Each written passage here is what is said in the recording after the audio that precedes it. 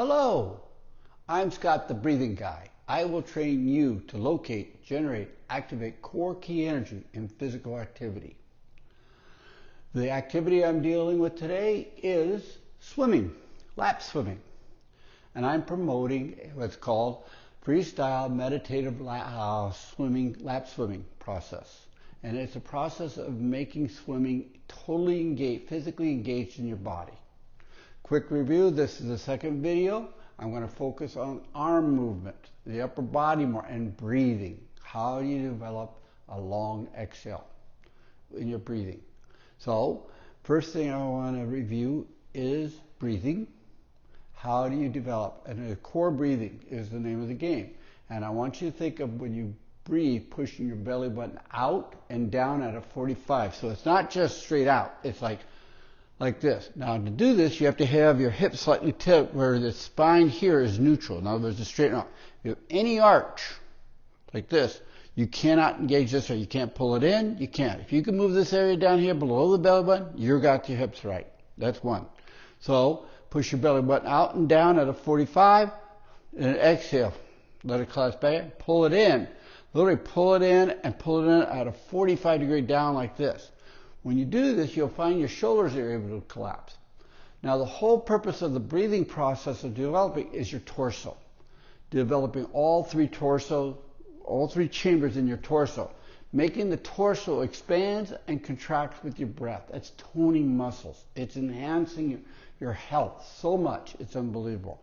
And you do it through the nose. You inhale through the nose, and then for the longest exhale, while you're just practicing breathing, you exhale out the nose. But we're going to also inhale through the nose, pause, and exhale out the mouth. When you're exhaling out the mouth, I want you to bring your lips. The way you have your lips, your mouth, affects how long you can exhale. Understanding that. So the more I can get you to longer exhale out is how you shape your mouth, believe it or not. It engages certain muscles in your torso in that process. It's like, I'll show you what I mean. Some people can talk a very long time on one exhale. How are they doing that? But to talk, you're moving your lips. Or smoking. Watch how people smoke that long out, that first cigarette, and go. They sort of let it whisper out. That gives a cluing where you can actually breathe longer from down here instead of go. You can test it. You can like open your mouth and go. But if you go, like playing a flute, a clarinet, same principle. They can do those long notes with the exhale involved. So understanding how the mouth is shaped affects your ability to exhale. That's the one on the breathing side. 2, the exercise I want you to do is at night when you're going to bed. In fact, or during the day. See if you can get a 20-second exhale. So you inhale somewhat fast, pause for the count of 3 or 4, and then exhale for the count of 20 or 20 seconds. While you're in bed, now no motion at this side. This is getting you the idea. Then pause for 3. Count of 1, 2, 3. You can do this for walking. There's a whole walking method I have for developing this. So you can start in bed to see if you can get a 20-second exhale. Because the softer you make your shoulders here, the longer you can exhale. That's the clue. So on the core, every video I have, I'm going to give you a little bit more tidbit of developing your core breath in an active way with a long exhale and engaging the whole torso. Remember, you push the belly out. As the stomach comes out, the belly comes out to inhale. It's like a bellows. You're filling up. Push it out at a 20-degree angle here. Your hips are sort of, and when you start going here, push out here. Expand your back, your lats. But when you exhale, your chest has your lats go in and the chest collapses down. So the lats for inhale, when you push out, actually expand outwards. But when you're exhaling, they're actually expanding forward a little bit and collapsing the lungs that way. So using the, if you want to say across here, upper body or shoulder blades as an action for your breathing enhancement. Learning to use the whole torso to breathe while you're walking or doing things is a meditative process because it brings awareness of your whole being. Understand the value of the breath. People do not relate to it. It is the center of life. It is the beginning of life and it's the end of life. You're born on an inhale and you'll pass with an exhale. That's normal. So appreciate the breath is no more. How do you engage the whole breath is engaging the torso. That's just one level. When you get really good, I'm going to throw this out there for some people. When you get really good, your whole body expands with the inhale and collapses with the exhale. That's another sensation. It's really fun. It's wild out there. But this is meditative freestyle swimming I want to get to. So we're going to swim laps at a slow level, but at a slow level with the breath to coordinate the movement with the breath. Now this video is going to do with the arms and the hands. Real quick review. I told you last time I want you to engage the hands this way, where you press your thumb just on the outside, press here, and then curl your finger. That makes your hand so rigid. Plus, making a cupping motion, by definition, creates greater resistance because of the water mass. Just by coming down like that, the cupping and it creates greater resistance through the whole thing. It's a whole, but as soon as you have any fingers open, the water comes through there. It loses all virtually, I'd say about 30-40% of the force developed within the palm. And you're increasing your size by having the fingers together in a forceful way. 2, you do it with soft shoulders. Engage the core. As soon as you do this, believe it or not, as soon as you just press here, press the push against there, press the little finger here, curl it up. Now you can drop your shoulders. Once that engage and down here, you're set to move.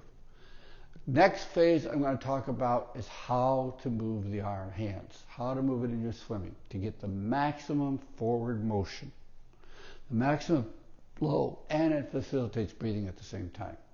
Remember, 80% of your force is from up for your swimming. The lower body is strictly trying to neutralize the resistance of your legs coming as you're going through the water. You can use less resistance. If you're weak down there, unconditioned, it doesn't matter, but the major force is the upper body. So what I want you to do on the arms, how do you move your arms? How do you move your hands? Think of the hands. Always think the hands move the arm. Most people come around like this. Like this. Their hands are flat hitting the water. I got a new approach. This is soft. So what you do is when you're coming around, come around and curl your hands like this. See this? Like this, and down, and when you hit the water, hit at an angle, go down about 3 or 4, and then cut and pull. So when you're doing this, here, your hand, you don't have much pressure against here. But as soon as you hit the water, you put pressure, but come in the angle like here. When you do this over this, look how my head has hit. When you do this, you're coming around, turn right, your shoulder stays down. 2, your speed increases. Slap in and down. Why? My thought. I can't think of any reason why. When you come down like this, you're flat on air. You're actually pushing your body out of the water because you're going out. And then when you get about 3 or 4 inches, then you start pulling forward. Why waste your effort? Just think about it. You can slam your hand, come down, then turn. That gives you instant resistance. You actually got forward momentum of your hand coming through like this. So you're coming around, you swim with your stroke like this. And when you're coming around, turn your hand like this.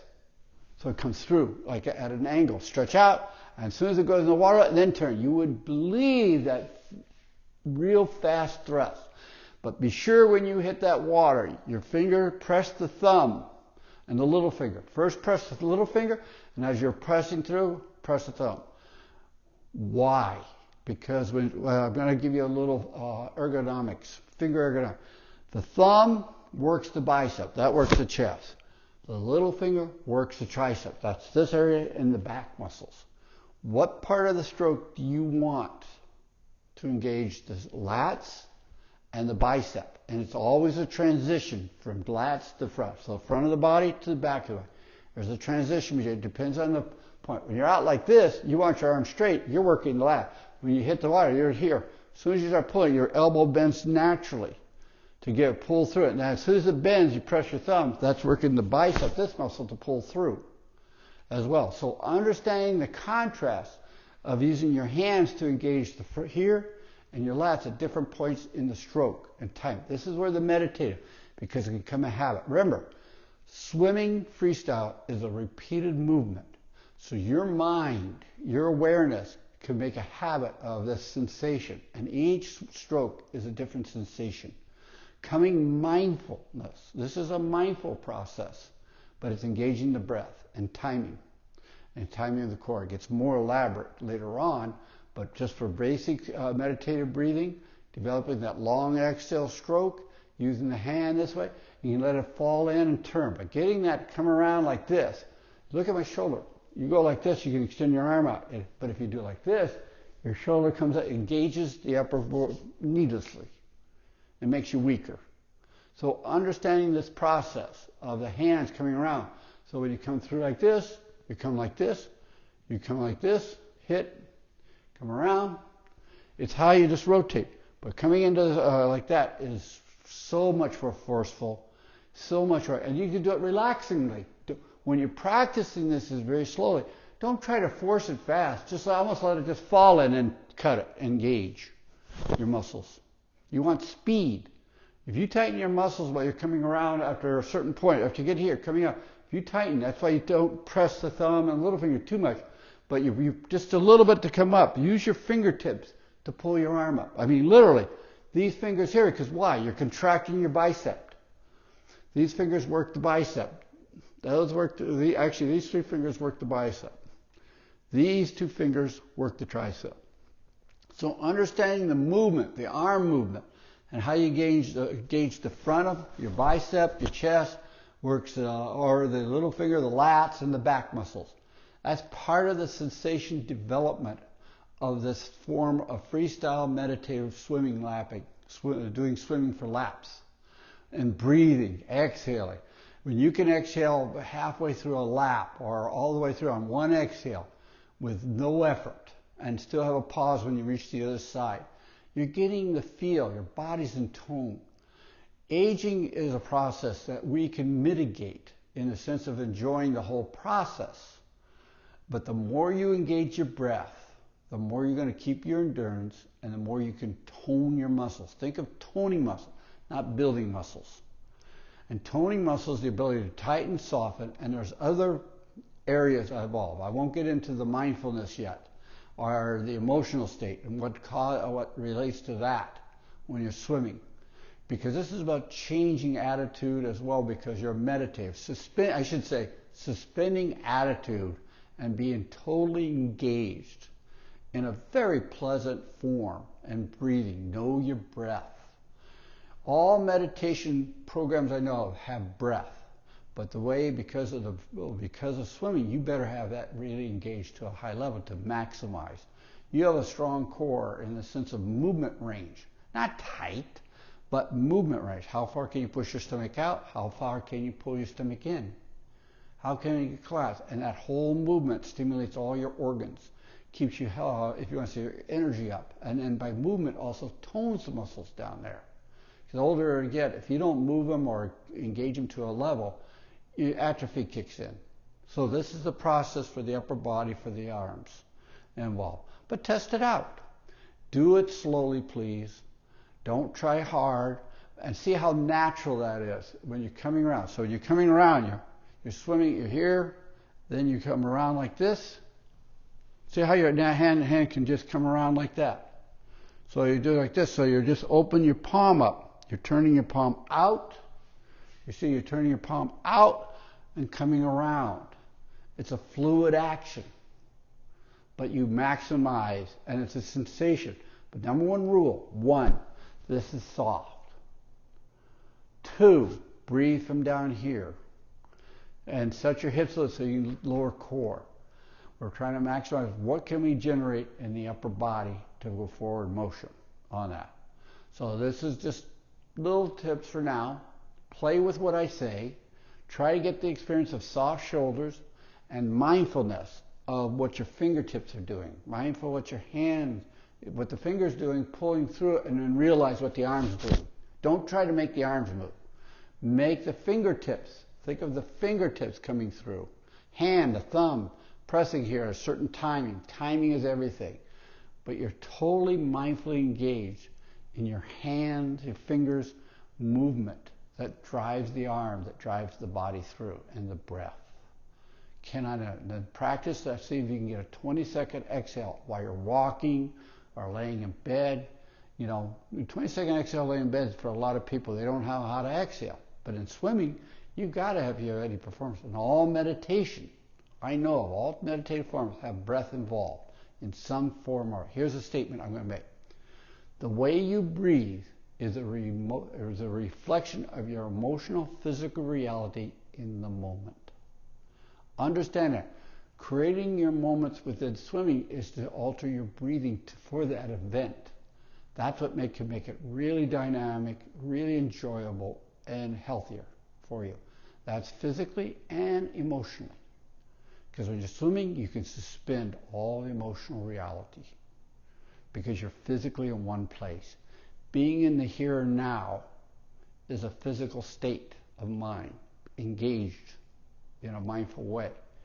When you go into emotions, it's either from the past or is for the future. And you have less and less sensation, physical sensation of the body. Anyway, this is the second video. This is dealing with the hand movement, arm movement coming through. This is also increasing the awareness of having a 20-second exhale, just laying in bed and moving this area, not your chest, just moving your belly button in and out. You don't try it in the beginning. That's the third chamber. First chamber is below, second chamber, third chamber. How you manipulate between the three is based on purpose, to achieve a purpose, a performance purpose. So, this is Scott, the breathing guy.